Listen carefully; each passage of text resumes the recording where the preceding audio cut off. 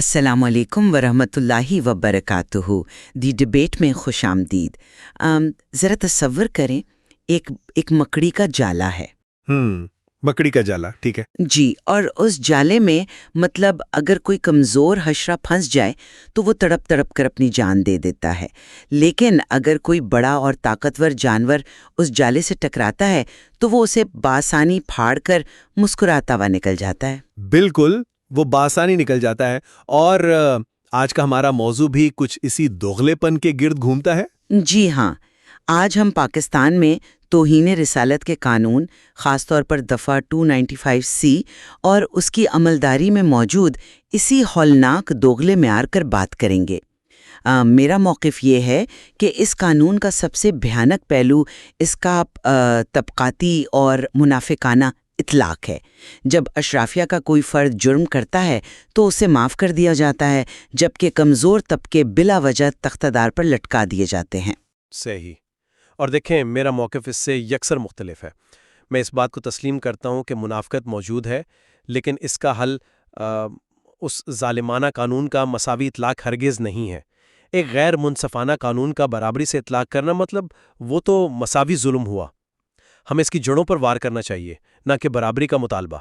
اچھا، آج ہم جس واقعے کو بنیاد بنا کر یہ گفتگو کر رہے ہیں وہ مفتی سمر عباس اطاری کا ایک حالیہ بیان ہے۔ ہم وہ ویڈیو کلپ بھی دکھائیں گے تاکہ ناظرین خود دیکھ سکیں۔ میں پچھلے دنوں صراحتاً رسول اللہ کی گستاخی کی صلی اللہ علیہ وآلہ وسلم، خود سے ایک جھوٹی حدیث بنا کے منسوب کی، اور صرف جھوٹی نہیں تھی، بےہودہ تھی، گستاخانہ تھی، بے حیائی پر مبنی تھی۔ اور اس نے یہ نہیں کہا کہ یہودی کہتے تھے یا کرسچنز کہتے تھے، یہ گاڑی والی سرکار نے خود کہا، المعروف گاڑی والی سرکار، یعنی کہ مفتی سمر عباس اطاری حفظہ اللہ تعالی۔ کہتے ہیں اس کو، منافقت کہتے ہیں، اور یہ منع ہے۔ اور آپ کو پتہ ہے کہ یہ صلح کلیت اور منافقت، اس منافقت کی مثال کیا دے گی؟ توجہ میری طرف رکھیے گا۔ نبی پاک علیہ السلام نے فرمایا منافق اس بکری کی طرح ہوتا ہے جو پورے ریوڑ کے ہر بکرے کو خوش رکھتی ہے اپنے چسکے کے لیے۔ منافق، فرمایا منافق بندے کی مثال اس بکری کی طرح ہے جو ریوڑ کے ہر بکرے کو خوش رکھتی ہے، اپنا چسکا بھی پورا رکھتی ہے، اس لیے وہ جتنے بکرے ہوتے ہیں وہ اس کی فیور میں ہوتے ہیں۔ منافق بندے کی فیور میں سارے ہی ہوتے ہیں، یہ تو سب کو خوش رکھتا ہے۔ یہ وہ بکری ہے جو ہر بکرے کے پاس جاتی ہے۔ اور خود سے اس نے ایک حدیث بنائی، منافق کی مثال بیان کرتے ہوئے نبی اسلام کی طرف منسوب کر دی۔ پاکستان کے قانون کے تحت اس پہ 295C لگتی ہے۔ ہمارے نزدیک یہ ہے کہ یہ توبہ کر لے تو انشاءاللہ توبہ قبول ہے، لیکن پاکستان کے قانون میں ایسا نہیں ہے، اور یہ بڑے خوش ہیں اس قسم کے قوانین پہ۔ اگر اس کی توبہ قبول کی گئی تو 400 لوگ جو اڈیالہ میں قید ہیں ان کی توبہ بھی قبول کی جائے، اور باقی جیلوں کے اندر ان کی بھی توبہ قبول کی جائے۔ پہلے بھی انہوں نے اپنے مفتیوں کی قبول کر لی ہوئی ہے، پنڈی کے مفتی کی بھی کر لی، کراچی کے مفتی کی بھی کر لی، لاہور کے ڈاکٹر کی بھی کر لی، تو یہ پیکج عوام الناس کے لیے بھی ہونا چاہیے۔ اور اب میں مولویوں سے بھی کہوں گا، اب تمہارا عشق رسول صلی اللہ علیہ وآلہ وسلم کا امتحان ہے کہ تم لوگ عشق بابا میں مبتلا ہو یا عشق رسول میں مبتلا ہو، ابھی پتہ چل جائے گا۔ اگر تم نے اس کے خلاف کوئی ایکٹیویٹی نہ کی قانوناً تو لوگوں کو کلیئر ہو جائے گا۔ باقی میں بتاؤں، ہماری اس ویڈیو کے بعد اب انشاءاللہ تعالی یہ قانون کے شکنجے سے بچ نہیں سکتا۔ کوئی نہ کوئی عاشق رسول اٹھے گا اور وہ جا کے اپلیکیشن فائل کرے گا اور قانون اپنا راستہ لے گا انشاءاللہ تعالی، کیونکہ اس نے نبی اسلام کی طرف جھوٹی حدیث منسوب کی، بے حیائی پر مبنی منسوب کی۔ یہ جو پنڈی کا مفتی ہے، جو میں یہ جو منافق بندہ ہے، اس کی جو بات بتائی حضرت حافظ صاحب مشکاۃ شریف میں، بڑے کمال کی مثال دی نبی پاک علیہ السلام نے۔ فرمایا منافق بندے کی مثال اس بکری کی طرح ہے جو ریوڑ کے ہر بکرے کو خوش رکھتی ہے، اپنا چسکا بھی پورا رکھتی ہے، اس لیے وہ جتنے بکرے ہوتے ہیں وہ اس کی فیور میں ہوتے ہیں۔ منافق بندے کی فیور میں سارے ہی ہوتے ہیں، یہ تو سب کو خوش رکھتا ہے۔ یہ وہ بکری ہے جو ہر بکرے کے پاس جاتی ہے اور اپنا چسکا پورا کرتی ہے، اور سارے بکرے اس کی فیور میں ہیں۔ میرے محبوب پاک نے جو مثال دی، قسم خدا کی، پرخچے اڑا کے رکھ دی ان سب کے۔ یہ وہ بکری ہے جو ہر بکرے کے پاس جاتی ہے اور اپنا چسکا پورا کرتی ہے، اور سارے بکرے اس کی فیور میں ہیں۔ میرے محبوب پاک نے جو مثال دی، قسم خدا کی، پرخچے اڑا کے رکھ دی۔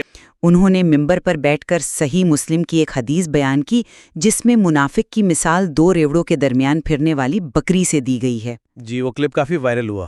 بالکل، لیکن اس مثال کو واضح کرتے ہوئے مفتی صاحب نے مبینہ طور پر ایسے انتہائی غیر مناسب اور بیہودہ الفاظ استعمال کیے جنہیں انجینئر محمد علی مرزا سمیت مختلف مکاتب فکر نے صریحاً گستاخی قرار دیا ہے۔ اب مسئلہ یہ ہے کہ مفتی صاحب کے لیے تو دفاعی ویڈیوز آ رہی ہیں، نیت کی صفائیاں پیش کی جا رہی ہیں۔ جی بالکل، بند کمروں میں انہیں معاف کرنے کے راستے نکالے جا رہے ہیں۔ دوسری طرف اگر ہم انسانی حقوق کی رپورٹس دیکھیں تو تقریباً 400 کے قریب احمدی اور دیگر کمزور طبقات سے تعلق رکھنے والے افراد جھوٹے مقدمات میں جیلوں میں سڑ رہے ہیں۔ کیا یہ وہ انصاف ہے جس کا حکم قرآن نے دیا ہے کہ انصاف کے ساتھ تول قائم کرو؟ ایک سیکنڈ، میں یہاں آپ کی بات ٹوکوں گا۔ آپ جو کہہ رہی ہیں مساوات کا مطالبہ بظاہر بہت پرکشش لگتا ہے، لیکن آپ یہ کہہ رہی ہیں کہ چونکہ 400 احمدی یا کمزور افراد جیل میں ہیں اس لیے مفتی عطاری کو بھی جیل میں ہونا چاہیے۔ جی، کیونکہ نبی کریم صلی اللہ علیہ وآلہ وسلم کی واضح حدیث ہے کہ پچھلی قومیں اس لیے تباہ ہوئیں کہ وہ امیروں کو چھوڑ دیتیں اور غریبوں کو سزا دیتیں۔ آج ہمارے علماء کا رویہ ان کسٹم آفیسران جیسا ہو گیا ہے جو اپنے دوستوں کا ممنوعہ سامان مسکرا کر بارڈر پار کروا دیتے ہیں، لیکن ایک غریب ریڑھی والے کو جیل میں ڈال دیتے ہیں۔ میں آپ کی اس کسٹم آفیسر والی مثال کی داد دیتا ہوں، واقعی موجودہ صورتحال کی بہترین عکاسی ہے، لیکن میرا استدلال یہ ہے کہ آپ کا یہ مطالبہ تب درست ہوتا جب قانون کی بنیاد اور اس کا ڈھانچہ بذات خود درست ہوتا۔ پاکستان کا یہ قانون اور بالخصوص دفعہ 298C جنہیں 90 کی دہائی میں مخصوص طور پر اقلیتوں کو ٹارگٹ کرنے کے لیے بنایا گیا، ان کی قرآن و سنت میں کوئی ٹھوس بنیاد نہیں ہے۔ تو کیا ہم اس وقت زمینی حقائق کو یکسر نظر انداز کر دیں؟ نظر انداز کرنے کی بات نہیں ہے، یہ خالصتاً سیاسی اور استحصالی قوانین ہے۔ کیا آپ واقعی سمجھتی ہیں کہ ایک ایسا قانون جو بنایا ہی مخالفین کی آواز دبانے کے لیے گیا ہو، اس کا مساوی اطلاق معاشرے میں انصاف لے آئے گا؟ نہیں، اس سے تو ریاست کا ظلم مزید وسیع ہوگا۔ مجھے آپ کی اس فلسفیانہ اپروچ پر سخت اعتراض ہے۔ یہ کہنا بہت آسان ہے، لیکن جو شخص اس وقت جیل کی کال کوٹری میں اپنے بچوں سے دور پڑا ہے، اس کے لیے آپ کا یہ فلسفہ کیا معنی رکھتا ہے؟ میں قانون کی خامی کو ایک طرف رکھتی ہوں، میں ان علماء کے طریقہ کار پر بات کرنا چاہتی ہوں کہ یہ قانون کے سکم کا فائدہ کیسے اٹھاتے ہیں۔ نیت کے حوالے سے بالکل، وہ تصور نیت کو ہتھیار بناتے ہیں۔ جب ان کا اپنا کوئی مولوی، چاہے وہ طارق جمیل صاحب ہوں، مفتی طارق مسعود ہوں یا اب مفتی عطاری، جب ان کی زبان پھسلتی ہے تو فوراً علماء کا بورڈ بیٹھتا ہے۔ وہ کہتے ہیں کہ دیکھیں جی ان کی نیت خراب نہیں تھی۔ صحیح، رجوع کر لیا والا معاملہ۔ جی، لیکن جب کوئی احمدی یا مسیحی یہی بات کہے کہ میری یہ نیت نہیں تھی تو اسے دھوکہ دہی قرار دے کر اس کا گلا گھونٹ دیا جاتا ہے۔ کیا آپ اس بدترین منافقت کو محض قانون کی خامی کہہ کر علماء کو کلین چٹ دے رہے ہیں؟ ارے نہیں، میں علماء کو کوئی کلین چٹ نہیں دے رہا، اور میں مانتا ہوں کہ یہ سری منافقت ہے، لیکن آپ میرے زاویے کو سمجھنے کی کوشش کریں۔ جب آپ کہتی ہیں کہ مفتی عطاری کو بھی معاف نہ کرو، تو دراصل آپ ریاست کو یہ جواز فراہم کریے کہ وہ اس ظالمانہ قانون کو مزید طاقتور بنائے۔ میں جواز کیسے فراہم کر رہی ہوں؟ میں تو منافقت بے نقاب کر رہی ہوں۔ دیکھیں، اگر فرعون کے دور میں بچوں کو مارنے کا ظالمانہ قانون تھا تو کیا حضرت موسیٰ علیہ السلام نے عدالتوں میں جا کر یہ مطالبہ کیا تھا کہ اے فرعون، تیرا قانون غیر مساوی ہے تو قبطیوں کے بچوں کو بھی قتل کر تاکہ برابری ہو؟ نہیں نا، انہوں نے اس قانون کو تسلیم کرنے سے انکاری کر دیا تھا۔ یہ مثال یہ سننے میں دلکش ضرور ہے، لیکن یہاں فٹ نہیں بیٹھتی۔ فرعون ایک کھلا دشمن تھا، اس نے کھلے عام خدائی کا دعویٰ کیا تھا، لیکن یہاں قانون بنانے والے خود کو ناموس رسالت کا پہرے دار کہتے ہیں۔ یہاں کفر سے زیادہ منافقت ہے، اور جب میں مساوی اطلاق کا مطالبہ کرتی ہوں تو میرا مقصد اس طبقے کی منافقت کا پردہ چاک کرنا ہے۔ لیکن قدرت کا نظام دیکھیں نا کہ کیسے کام کر رہا ہے۔ یہ قانون کمزوروں کو کچلنے کے لیے ڈیزائن کیا گیا تھا، لیکن آج کیا ہو رہا ہے؟ آج یہی مکڑی کا جالا اپنے ہی بننے والوں کے گلے کا توق بن چکا ہے۔ انجینئر محمد علی مرزا پر پرچے کٹے، آج دیوبندی بریلوی پر توہین کے فتوے لگا رہا ہے، اور بریلوی اہل حدیث پر۔ یہ تو ہے، آپس میں لڑ رہے ہیں۔ بالکل، یہ دراصل اللہ کا نظام عادل ہے جو حرکت میں آ رہا ہے۔ جب زیادتی کرنے والے خود اپنے ہی قانون کا شکار ہوتے ہیں تو یہ قدرت کا ترازو ہے۔ میں کہتا ہوں کہ اس افرید کو آپس میں لڑ کر مرنے دیں۔ مجھے آپ کی یہ دلیل بہت خطرناک لگ رہی ہے۔ آپ کہہ رہے ہیں کہ اس افرید کو اپنوں ہی کو کھانے دیں، لیکن کیا آپ نے سوچا ہے کہ جب یہ ہاتھی آپس میں لڑتے ہیں تو اصل میں کچلی وہ گھاس جاتی ہے جو ان کے پیروں تلے ہوتی ہے؟ عام آدمی۔ جی بالکل، جب علماء ایک دوسرے پر پرچے کرواتے ہیں تو شدت پسندی بڑھتی ہے۔ گلی محلوں میں اسٹریٹ جسٹس کا رواج پڑتا ہے۔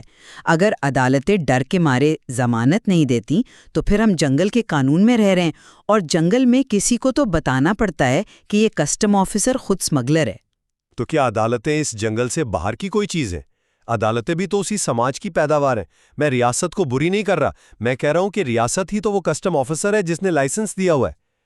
جب آپ ان عدالتوں سے کہتی ہیں کہ احمدیوں کو سزا دی تو مفتی اطاری کو بھی دو، تو آپ نادانستہ طور پر اس پچھلے فیصلے کو جائز قرار دے رہی ہوتی ہے۔ میں اسے جائز قرار نہیں دے رہے، میری کوشش یہ ہے کہ ہم اس منافقت کو اتنا نمایاں کر دیں کہ لوگ خود اس کہانی کو ماننے سے انکار کر دیں۔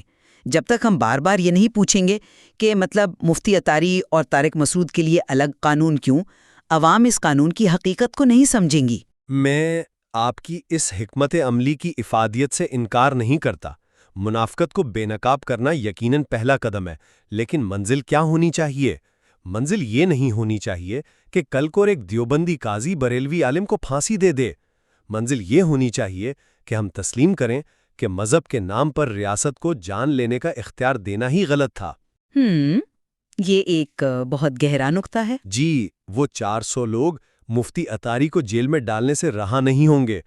وہ تب رہا ہوں گے جب ہم مانیں گے کہ یہ قانون جھوٹ اور سیاسی مفادات کا ملغوبہ ہے۔ یہ ایک ہتھیار ہے، اور ہتھیار صرف کاٹنا جانتا ہے۔ صحیح۔ تو آج کی اس تفصیلی گفتگو کو سمیٹتے ہیں۔ ہم نے دیکھا کہ توہین کے قانون بالخصوص 295C کے اطلاق میں کس قدر گہرا دغلاپن پایا جاتا ہے۔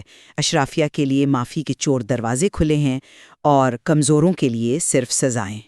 جی، اور ہم دونوں اس بات پر متفق ہیں کہ موجودہ صورتحال میں عدل اور انصاف کا شدید فقدان ہے۔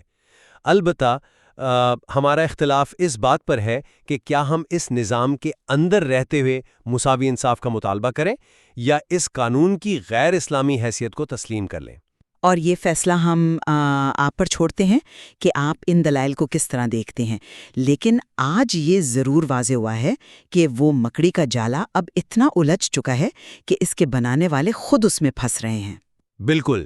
اور آخر میں، اگر ویڈیو پسند آئے تو کامنٹ میں اپنا فیڈ بیک ضرور دیں۔ جی ہاں، چینل کو سبسکرائب اور ویڈیو کو شیئر ضرور کریں تاکہ اگلی ویڈیو کا نوٹیفیکیشن بر وقت مل سکے۔ YouTube channel Islamic guidelines info. اللہ حافظ۔